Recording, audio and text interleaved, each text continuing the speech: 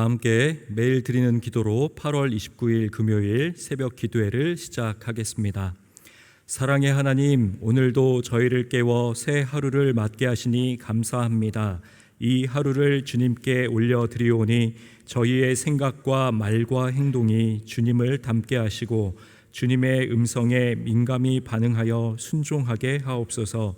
세계 곳곳에 전쟁과 각종 재난으로 신음하는 이들을 긍휼히 여겨주시고 억울하고 마음이 상한 자들을 위로해 주시며 하나님의 평화가 강물처럼 흐르게 하옵소서.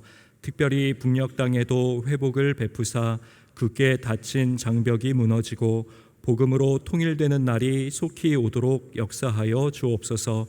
무엇보다 저희 교회가 주님께서 맡기신 예배와 교육과 선교, 성도의 교제와 봉사라는 5대 본질을 충실히 실천하게 하시며 모든 교육자들과 성도들이 성령님의 인도하심을 따라 주신 사명을 향해 비상하게 하옵소서. 예수님의 이름으로 기도드립니다. 아멘. 다 함께 찬송가 183장 부르시겠습니다.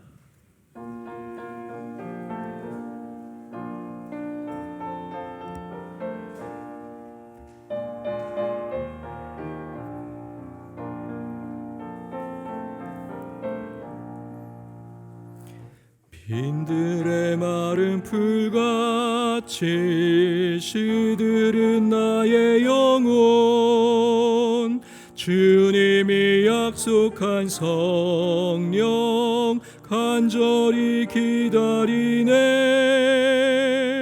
가물어 메마른 땅에 단비를 내리시듯 성령의 단비를 부어 새 생명 주옵소서. 반가운 빗소리 들려 산천이 춤을 추네. 봄비로 내리는 성령 내게도 주옵소서. 가물어 메마른 땅에 단비를 내리시듯 성령의 단비를 부어 새 생명 주옵소서. 절 따라 우로를 내려 조목이 무성하니 갈급한 내 심령 위에 성령을 부으소서. 가물어 메마른 땅에 단비를 내리시듯 성령의 단비를 부어 새 생명 주옵소서. 참되신 사랑의 언약 어길 수 있사오랴. 오늘의 흡족한 은혜 주실 줄 믿습니다. 가물어 메마른 땅에 단비를 내리시듯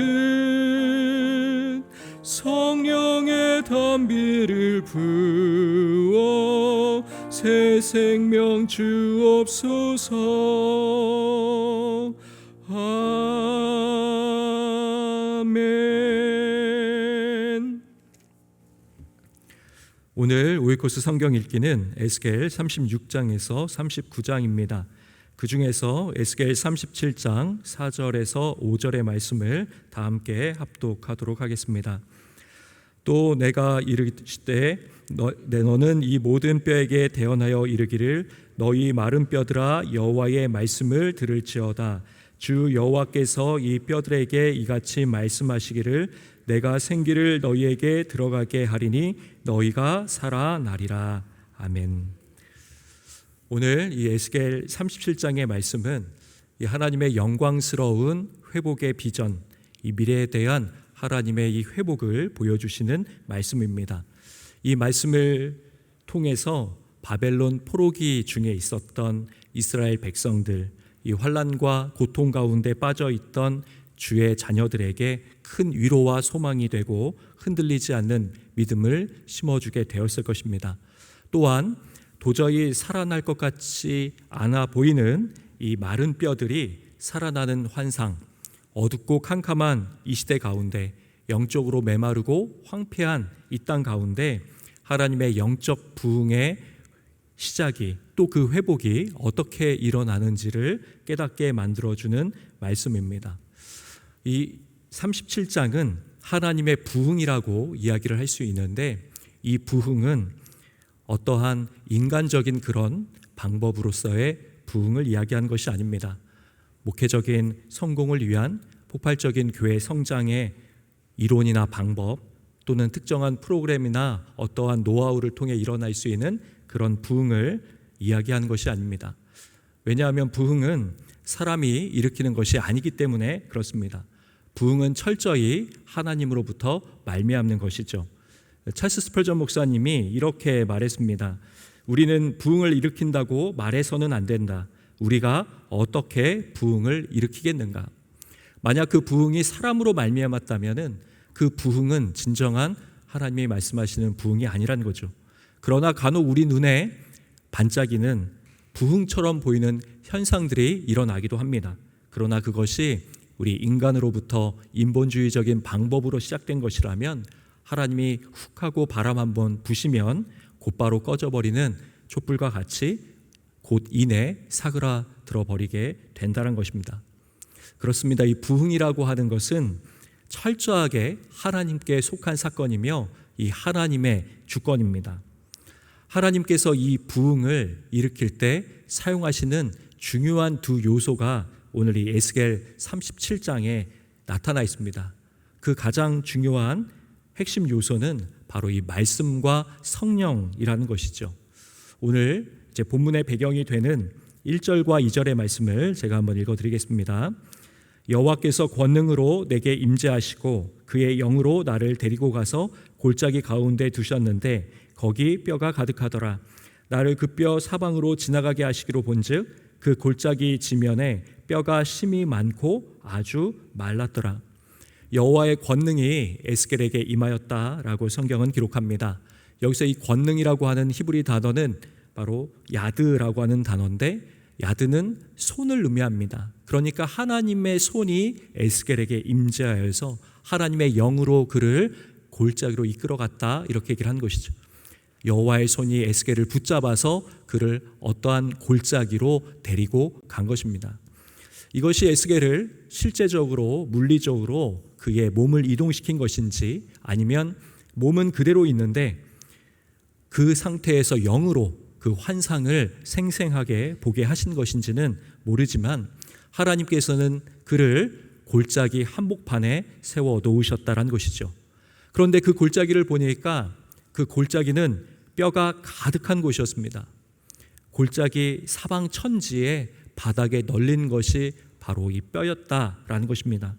뼈가 엄청나게 많이 쌓여 있었던 곳인데 에스겔이 그 뼈를 가만히 바라보니까 하나같이 매우 말랐다라고 기록이 되어 있죠. 도대체 이 뼈가 얼마나 오랫동안 방치되었던 것인가?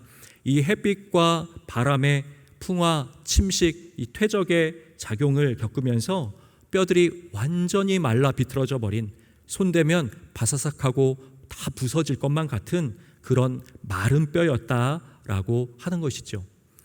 바로 이러한 상황 가운데, 이것을 목도하는 가운데 하나님의 말씀이 다시 에스겔에게 임합니다. 3절의 말씀을 읽어드립니다. 그가 내게 이르시되 인자야 이 뼈들이 능히 살 수 있겠느냐 하시기로 내가 대답하되 주 여호와여 주께서 아시나이다. 하나님이 그 뼈 골짜기 한복판에 있는 에스겔에게 물으시는 겁니다. 이 뼈들이 능히 살 수 있겠느냐? 하나님께서 이 마른 뼈가 소생할 가능성이 있겠느냐라고 에스겔에게 물어보시죠. 이 물음 앞에 에스겔은 또 우리는 어떻게 대답해야 할까요?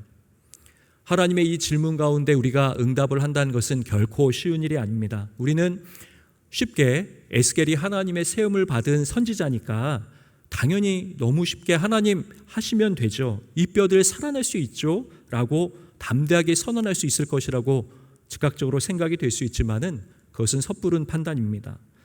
지금 이 에스겔은 마른 뼈 무덤이 있는 그 한복판에 서 있는 것입니다. 그가 얼마나 두렵고 무섭고 또 처참하고 떨리는 광경 속에 놓여 있는 것입니까? 그 마른 뼈의 상징은 철저한 죽음이요, 절망이요, 낙심, 깊은 어둠의 그림자인 것입니다. 그 한복판에서 어찌 에스겔이 긍정과 희망과 소망을 이야기할 수 있겠습니까? 인간적 눈으로 볼 때 그 마른 뼈는 세상에 그 무엇보다 소망이 없는, 희망이 없는 바로 그러한 절체절명의 절망의 자리인 것이죠. 그래서 세상적 시각으로 이 뼈들이 살아난다는 것은 불가능한 것입니다. 가능성은 제로인 것이죠. 그런데 이때 에스겔의 답변이 무엇이었는가? 이 3절 하반절에 이렇게 얘기를 하죠. 주 여호와여 주께서 아시나이다. 에스겔의 이 답변이 너무 중요한 답변입니다. 이 답변으로부터 하나님의 부흥은 시작되기 때문에 그렇습니다. 하나님이 물어오실 때 바로 우리가 대답해야 할 응답이기도 합니다. 에스겔은 단순히 그렇습니다, 아닙니다, 긍정하거나 부정을 한 것이 아니라 에스겔은 하나님께서 아십니다 이렇게 고백을 했습니다. 이 에스겔의 응답은 이런 의미입니다. 이 마른 뼈가 살아나는 것 또는 이 마른 뼈가 살아나지 못하는 것, 그건 모두 절대자이신 전능자이신 하나님의 절대적 주권 안에 담겨 있습니다. 그것이 하나님의 손에 달린 문제입니다. 하나님의 결정 여부에 따라 그것은 될 것입니다 라고 하는 고백이 있는 것이죠. 하나님의 부흥이 어디에서 일어나게 되는가? 이 하나님의 주권을 인정하는 데에서. 하나님은 모든 것을 하실 수 있으신 분, 그리고 그 하나님의 뜻은 반드시 이루어질 것이라고 하는 바로 그 고백, 그 토대, 그 위에 하나님의 부흥이 시작될 수 있는 것이죠. 부흥은 전적으로 하나님의 손에 달려있는 것입니다. 이것을 물으신 하나님께서, 또 에스겔의 답변을 들으신 하나님께서 이제 또다시 에스겔에게 말씀하십니다. 4절의 말씀을 읽어드립니다. 또 내게 이르시되 너는 이 모든 뼈에게 대언하여 이르기를 너희 마른 뼈들아 여호와의 말씀을 들을지어다. 이제 하나님께서는 에스겔에게 골짜기 사방에 놓여있는 모든 뼈들을 향해 대언하라고 말씀하십니다. 이 대언하다라고 하는 의미가 무슨 뜻입니까? 받은 말씀을 대신하여서 그대로 전하는 것을 의미합니다. 분명히 하나님께서 직접 말씀하실 수도 있으셨을 텐데 왜 하나님께서는 에스겔에게 말씀을 주시고 그 주신 말씀을 다시 선포케 하시는 것일까요? 그것은 하나님께서 이 에스겔을 통해서 불가능해 보이는 이 절망의 상황 중에도 하나님을 믿고 그 말씀을 믿고 나아가서 믿음과 소망을 전달하는 하나님의 영적인 대사, 하나님의 메신저가 되기를 소망하셨기 때문에 그렇습니다. 인생의 피가 마르고 뼈가 마른 것 같은 극심한 절망과 위기의 상황, 고통을 맞이할 때가 있습니다. 그런데 그때 하나님은 무엇을 원하시는 것인가? 1차적으로는 하나님의 말씀을 가지고 나 자신을 향해, 내 영혼을 향해 선포하고 하나님의 말씀을 대언하라는 것입니다. 하나님의 말씀을 내 입으로 소리내어서 읽고 또 내 귀로 하나님의 말씀을 듣고 내 마음으로 하나님의 말씀을 묵상하고 또 암송하고 믿음으로 그 하나님의 말씀을 선포하라는 것이죠. 내 삶에 찾아온 마른 뼈와 같은 절망적인 위치와 상황 속에서 하나님의 말씀을 계속해서 내 입술을 통해 선포하고 그 말씀을 그대로 대언하라라는 것입니다. 그리고 이것이 그뿐만 아니라 내 주변에 있는 영혼들, 내 직장과 가정과 내 이웃들, 주변에 있는 영혼들에게 이 하나님의 말씀을 대언하여서 마른 뼈와 같이 메말라가고 죽음 가운데 있는 영혼들을 향하여 바로 하나님의 치유와 회복의 적극적인 도구로, 통로로 쓰임 받으라. 하나님 주시는 바로 대언의 메시지이고 목적인 것이죠. 그러므로 우리 그리스도인들은 어느 곳에 가든지 무엇을 하든지 때를 얻든지 못 얻든지 이 하나님의 생명의 말씀, 진리의 말씀, 이 구원의 말씀, 이 회복의 말씀을 반드시 전하고 대언해야 합니다. 내가 있는 그 자리에서 이 하나님 말씀을 선포할 때 우리 성도님들을 통해서 하나님께서 영혼을 회복시키시고 구원이 일어나고 또 고침을 받고 치유와 회복이 일어나는 놀라운 역사가 일어나게 될 줄 믿습니다. 이제 에스겔이 이 하나님의 말씀에 따라서 대언하게 되었을 때에 어떤 일들이 일어나게 됐습니까? 오늘 7절과 8절 말씀입니다. 이에 내가 명령을 따라 대언하니 대언할 때에 소리가 나고 움직이며 이 뼈 저 뼈가 들어맞아 뼈들이 서로 연결되더라. 내가 또 보니 그 뼈에 힘줄이 생기고 살이 오르며 그 위에 가죽이 덮이나 그 속에 생기는 없더라. 에스겔이 하나님의 말씀에 순종하여 대언하자 죽음으로 가득 찬 이 세상 한복판에서 그 마른 뼈 무더기에서 뼈와 뼈가 연결이 됩니다. 힘줄이 생기고 살이 오르고 가죽이 덮였다라고 기록되어 있습니다. 그러나 그 속에, 그 안에 생기는 없었다고 이야기를 하는 것이죠. 형식이 있었습니다. 제도가 있었습니다. 모든 것이 외적으로는 갖춰졌습니다. 그러나 그 안에 그 본질을 담는 그 그릇은 있으나 그 안에 가장 중요한 참된 생명력이, 생기가 있지 않았다, 흐르지 않았다, 텅 비어 있었다라고 얘기를 하는 것이죠. 그때 하나님이 에스겔에게 이렇게 말씀하십니다. 9절의 말씀을 읽어드립니다. 또 내게 이르시되 인자야 너는 생기를 향하여 대언하라. 생기에게 대언하여 이르기를 주 여호와께서 이같이 말씀하시기를 생기야 사방에서부터 와서 이 죽음을 당한 자에게 불어서 살아나게 하라 하셨다 하라. 이때 여호와의 영, 생명의 영, 창조의 영이신 성령님께서 사방에서, 동서남북에서 바람같이 불어서 임하셨다라는 것이죠. 하나님의 말씀이 선포되는 그곳 가운데 성령 하나님께서 일하시고 역사하기 시작하셨다는 것입니다. 어디에서 와서 어디로 가는지 모르지만 성령의 바람이 그 공간과 시간을 뚫고 피폐하고 메마르고 황폐한 영혼들에게 임하였다는 것입니다. 창세기 1장에 흑암과 공허와 혼돈 가운데 있는 이 세상 가운데 하나님의 영이 수면을 운행하셨고 창조 사역에 동참하셨던 것처럼 이제 그 마른 뼈들 가운데 성령의 바람이 불어와 하나님의 회복과 하나님의 충만한 생명의 역사가 잉태되고 펼쳐지기 시작한다는 것입니다. 하나님의 말씀이 임하고 또 그 성령으로 충만함을 받게 되면 우리 안에 넘쳐나는 영적인 생명력으로 우리는 약동하게 되는 것이죠. 우리의 눈빛이 바뀌게 되고요, 우리 안에 허무하고 절망하였던 심령이 하나님 나라의 꿈을 꾸고 하나님 나라를 향한 열정을 가지고 하나님의 나라와 그의 의를 위하여 달려나가게 되는 사명자가 되는 바로 그 놀라운 회복의 역사가 다시 일어나게 된다는 것입니다.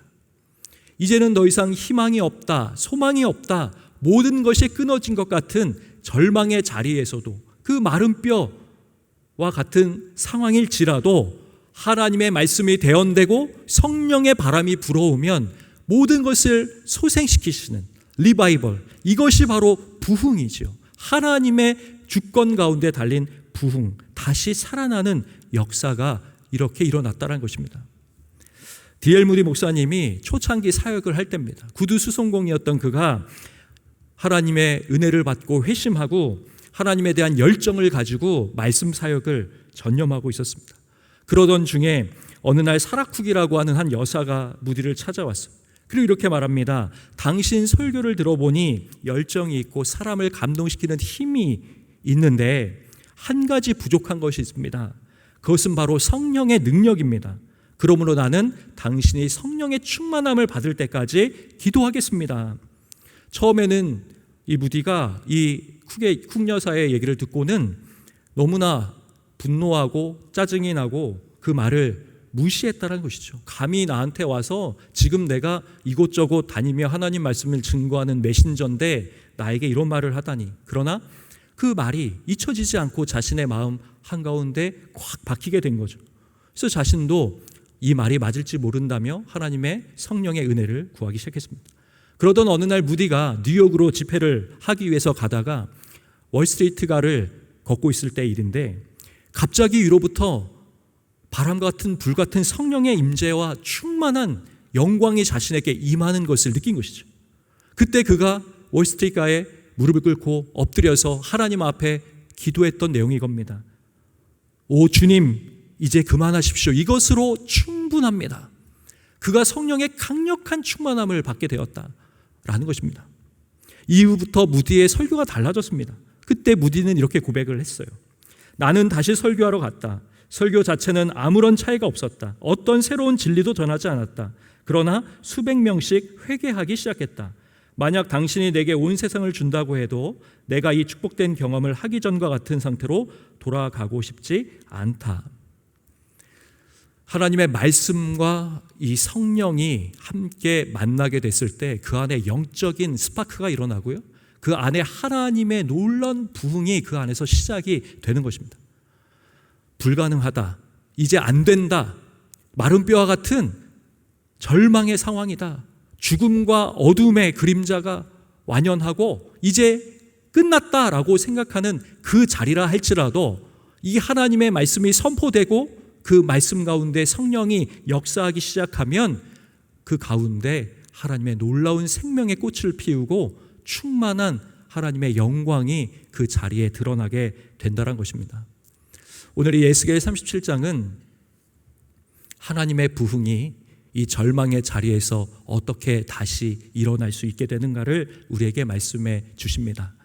바로 이 하나님의 말씀과 성령으로 충만하여서 어떤 자리에 있든지 간에 하나님이 주시는 영적인 부흥을 경험하고 또 하나님 안에서 날마다 승리할 수 있는 우리 영락의 모든 성도님들 다 되실 수 있으시기를 주님의 이름으로 간절히 축원합니다. 기도하겠습니다. 살아계신 하나님 아버지, 우리의 인생길을 걷다 보니 이 마른 뼈와 같은 메마르고 황폐한 죽음과 어둠의 길을 걷는 것 같은 고통의 순간들이 엄습해 옵니다. 하나님, 그러나 그 순간에도 우리에게 주신 하나님의 빛의 말씀, 생명의 말씀, 주님의 말씀으로 날마다 대언하며 선포할 때 하나님께서 성령 하나님을 통해 일하시는 놀라운 영적인 부흥을 목도하며 또 하나님의 부흥의 통로가 되는 은혜를 경험하게 될 줄 믿습니다. 하나님, 오늘 에스겔에게 보여주셨던 이 환상이 우리 조국 대한민국과 우리 교회와 가정과 우리 직장 일터와 우리가 살아가는 모든 곳 가운데 임하게 하여 주셔서 하나님의 나라가 확장되며 하나님의 거룩한 뜻이 선포되는 하나님의 놀라운 역사가 있게 하여 주시옵소서. 어둠 가운데 절망 가운데 신음하는 영혼들 이 시간 찾아가 주셔서 성령 하나님께서 일으켜 주시고 회복시켜 주시는 하나님의 놀라운 자유와 해방의 역사 있게 하여 주시옵소서. 오늘 하루를 살아갈 때에도 주님 동행하여 주시고 임마누엘 하나님의 축복으로 역사하여 주시옵소서. 감사드리며 우리 주님 예수 그리스도의 이름으로 기도드립니다. 아멘. 이제 다 함께 합심하여 기도하겠습니다. 하나님의 말씀과 성령의 능력으로 다시 살아나는 부흥의 역사를 체험하게 하여 주시옵소서. 18개 교구의 모든 구역들이 영적으로 깨어 하반기 개강을 잘 맞이하도록 금요 기도회를 통해 성도들이 하나님의 뜻을 깨달아 말씀에 순종하는 삶을 살도록 함께 기도하겠습니다. 사랑의 하나님 아버지, 주님의 말씀과 또 성령의 능력에 사로잡혀 살아가기를 간절히 소망합니다. 하나님, 이 세상을 우리의 힘과 능력으로 살아갈 수 없음을 고백합니다.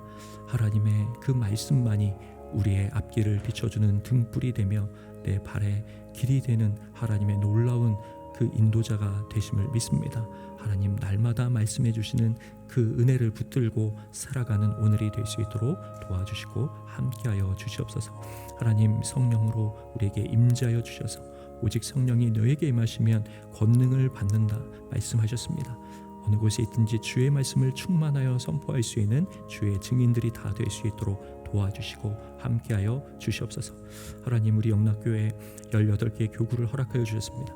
하나님, 이 모든 교구를 하나님께서 신방하여 주시고 연약하고 신음하고 또 병상에서 고통받는 영혼들 어루만져 주시고 그곳에 세우신 모든 주의 종들이 또 우리 구역 권찰들이 하나님 말씀과 성령으로 충만한 주의 복의 통로가 될 수 있도록 인도하여 주시옵소서. 이제 하반기 개강을 앞두고 있습니다. 하나님, 다시금 하나님 주신 이 사명 잘 감당할 수 있도록 위로부터 지혜와 능력과 또 육체적 강건함 허락하여 주시옵소서. 하나님, 오늘 허락해 주신 금요기도회가 있습니다. 하나님, 우리 성도님들이 이 서울의 한복판에 전심으로 주님 앞에 엎드려 기도할 때 하늘문이 열리며 하나님의 놀라운 영광이 드러나며 하나님의 거룩하신 뜻이 성취되는 우리 금요기도회가 될 수 있도록 기도의 불이 타오르는 우리 영락교회 성전이 될 수 있도록 하나님께서 역사하여 주시고 인도하여 주시옵소서. 하나님, 오늘 또 진행되는 모든 행사 가운데도 하나님의 도움과 평안과 합력하여 선을 이루는 하나님의 축복이 임하도록 주님께서 성령으로 인쳐주시고 역사하여 주시옵소서. 오늘의 모든 것을 맡겨드리오니 주님 선하게 인도하여 주시옵소서.